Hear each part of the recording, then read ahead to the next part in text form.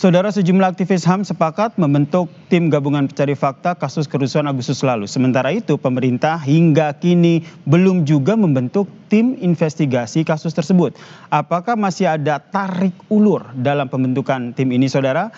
Kami membahasnya bersama dengan Ketua PBHI, Julius Ibrani, dan juga politisi Partai Gerindra, Hendrar Samarantoko, yang telah bergabung bersama kami di Kompas Petang. Selamat sore semuanya. Selamat sore, Yasin. Sore, Bung Desam. Saya ke Bang Julius dulu. Kalau kita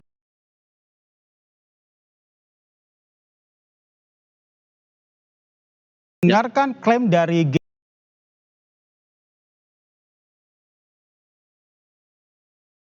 GNB bahwa Presiden Prabowo telah merestui pembentukan tim investigasi independen. Tapi nampaknya hingga saat ini belum ada tuh tanda-tanda pembentukan tim tersebut. Ini menurut Anda, Bang Julius, serius nggak sih pemerintah untuk membentuk tim investigasi independen ini? Nah, kalau kita perhatikan ya, Sir, ya, dibukanya ruang atau forum pertemuan itu, lalu menerima aspirasi dan masukan dari para tokoh itu, sebetulnya itu sudah satu step awal, ya, satu pintu masuk untuk mempertimbangkan langkah selanjutnya yang lebih konkret, yaitu pembentukan tim. Itu dulu kita lihat. Dan satu forum itu forum negara, pertanggungjawaban negara melalui jabatan presiden yang diemban oleh Prabowo Subianto untuk menerima usulan dan bagaimana nanti usulan itu diimplementasikan. Itu dulu. Jadi kita harus menganggap bahwa dari situ ada semacam keterikatan baik secara moral ataupun secara ketatanegaraan bahwa forum itu harus menghasilkan sesuatu. Gitu. Nah, tapi yang kami tunggu adalah apakah ada pertimbangan selain dari yang disampaikan oleh para tokoh itu, atau ada pertimbangan-pertimbangan yang lebih konkret lagi mengenai situasi kondisi kestabilan nasional, penjagaan oleh militer dan yang lain yang wajib kita kita lengkapi demi terciptanya tim independen itu.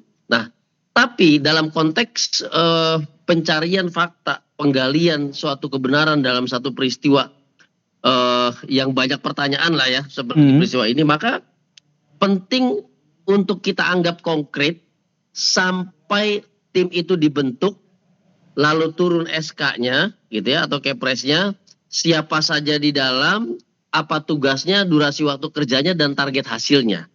Baru kita bicara bahwa pertanggungjawaban itu sudah pada satu titik yang lebih nyata, lebih real. Jadi menurut Anda, Bang Julius, ini tim investigasi independen ini akan terbentuk atau tidak? Mengingat Menko Yusri bilang bahwa sebenarnya Presiden Prabowo tidak merestui, tapi bilangnya itu mempertimbangkan. Sepanjang bukan Presiden Prabowo yang menyampaikan bahwa dia tidak merestui, maka harus dianggap forum yang dipimpin oleh Presiden Prabowo itu sebagai satu step awal pembentukan tim independen.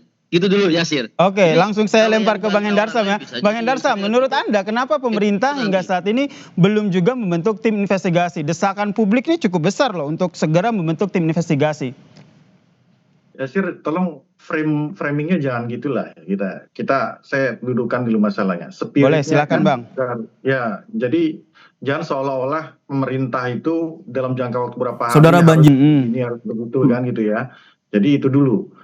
Yang berikutnya saya ingin sampaikan, pertemuan antara GNB ya kan, tokoh-tokoh GNB dengan Pak Presiden itu kan mempunyai spirit yang sama sebenarnya. Ya kan? Nah, itu kan ide yang saya kutip aja kata ide yang menarik ya kan, ide yang itu baik untuk itu. Nah, tinggal masalahnya ini tinggal masalah skemanya mau pakai apa kan gitu kan.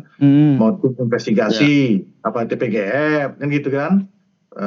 Nah, habis itu apa skemanya? Itu dulu ya kan.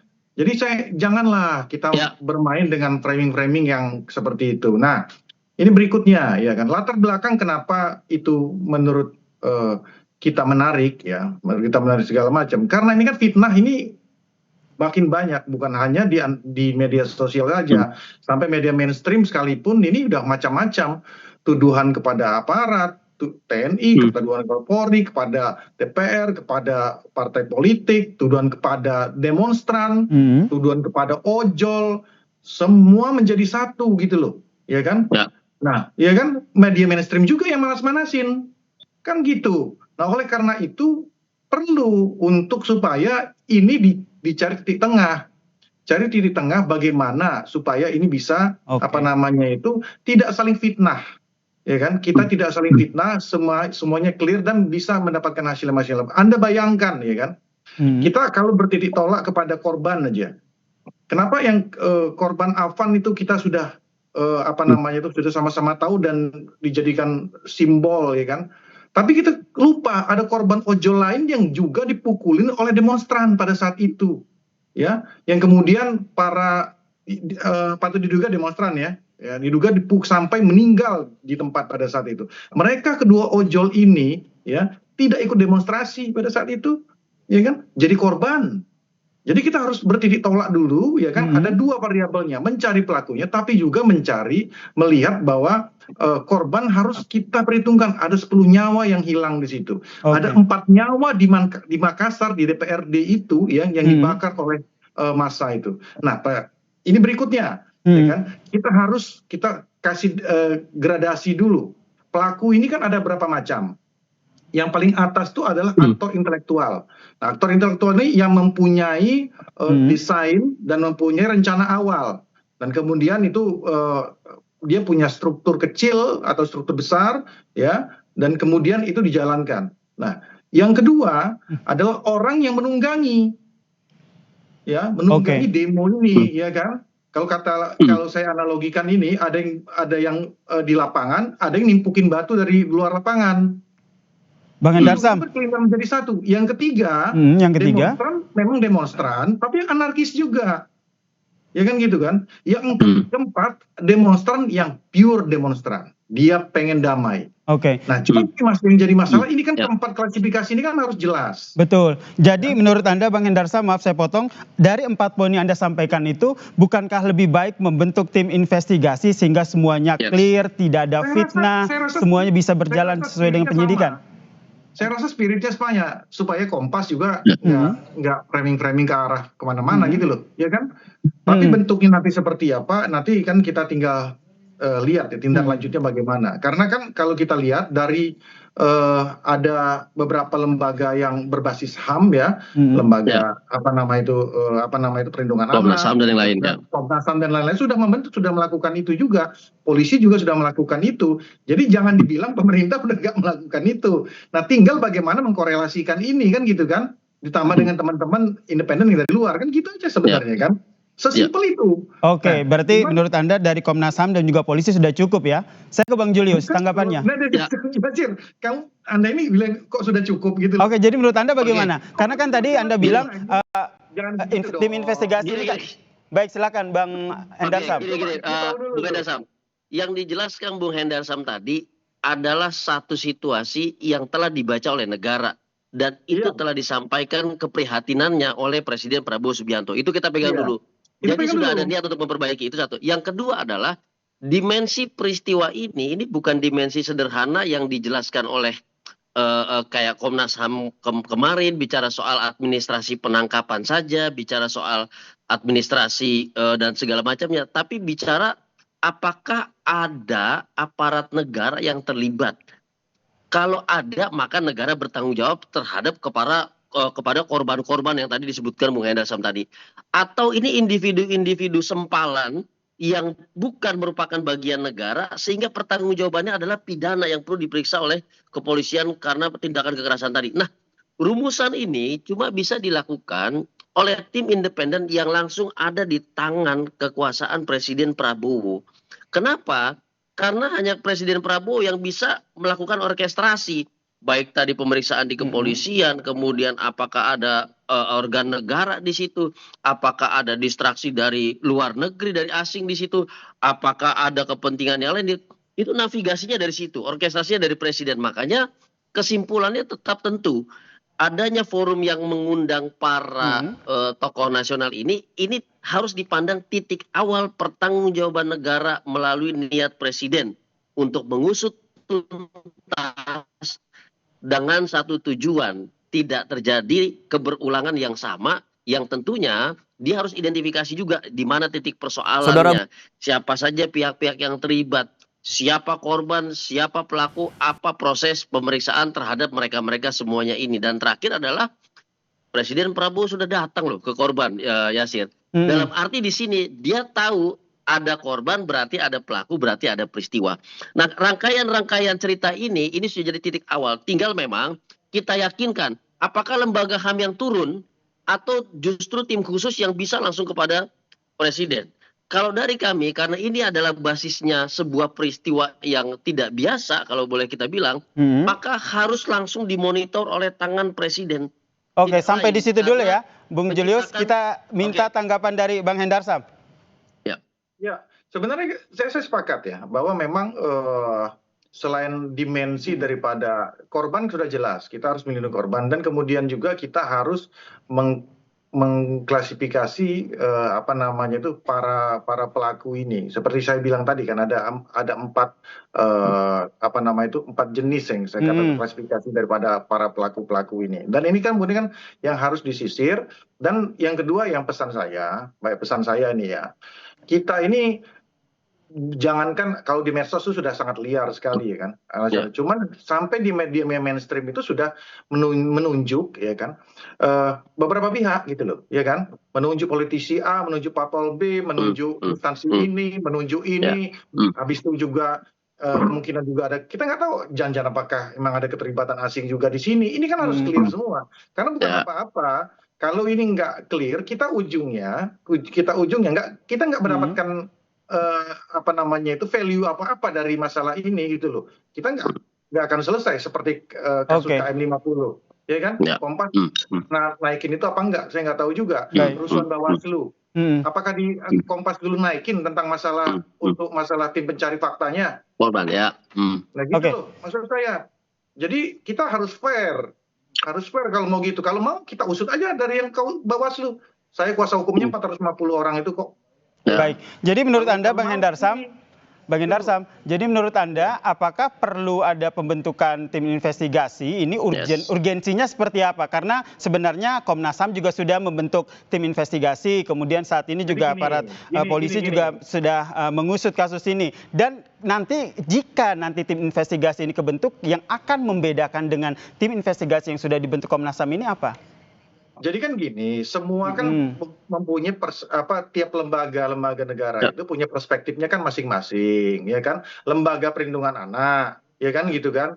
Nah ya, apa namanya masalah perlindungan anak dan wanita, dia tentunya melihat dari aspek, ya kan, korban dan pelaku perlindungan masalah anak dan wanita, gitu kan? HAM begitu juga, ya kan? Bahwa memastikan bahwa pelaku pun harus dipastikan juga dapat apa nama itu hak-haknya atau tidak ya kan, begitu juga apalagi korbannya. Nah begitu juga apalagi yang lain-lain kan juga seperti itu. Nah ini kan harus digabungkan, jangan artinya sudut pandang sektoral ini mengenyampingkan hal-hal yang sifatnya apa namanya kita ingin mencari sebenarnya titik temunya di mana sih ini ya kan, pelakunya siapa sih sebenarnya kan gitu kan.